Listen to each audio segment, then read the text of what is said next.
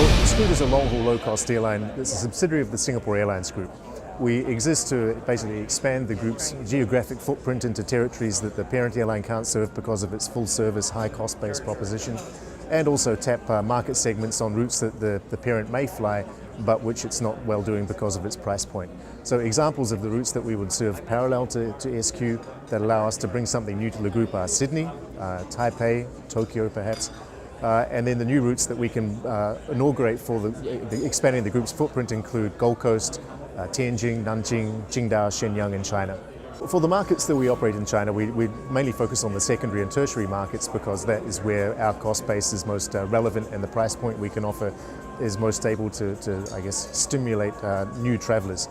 The people that we're attracting are typically not overseas travellers. Often it's their first time on a plane or even first time travelling long distance away from home.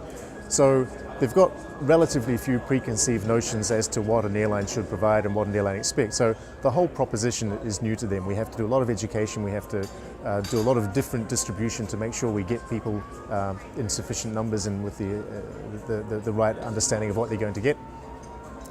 But it's really that virgin traveller that is powering our growth out of the markets we serve in China. For us, China is not a closed market. The traffic rights regime between Singapore and China is open. So really the only constraints are airport slots and aircraft availability.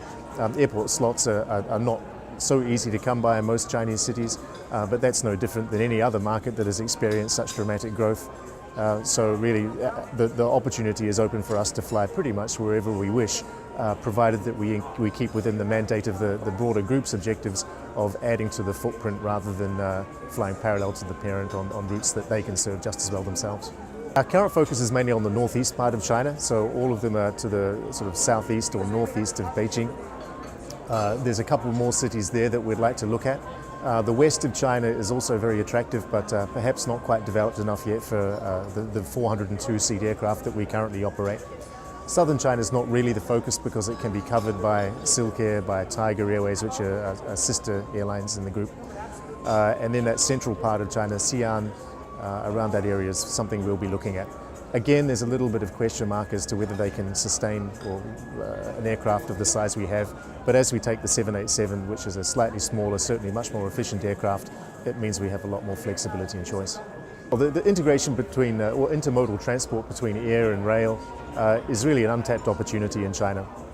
The rail network has really only developed in the past few years and it's still being integrated into the airport infrastructure. There are airports such as Tianjin which are very close to finalising a seamless connection. But it does influence our choice a little bit in terms of where we fly because it allows for the catchment to be expanded somewhat. Tianjin is 30 minutes away by a high-speed train from Beijing. Shenyang, where we fly to, is 30 minutes or 90 minutes away from Dalian, which is another major city in China. Nanjing, not too far away from Shanghai by high-speed rail. So it allows us to expand the catchment to sell slightly more people into the market, but also principally to attract more people than just the 12 million or so from Shenyang or 12 million from Nanjing can provide on its own.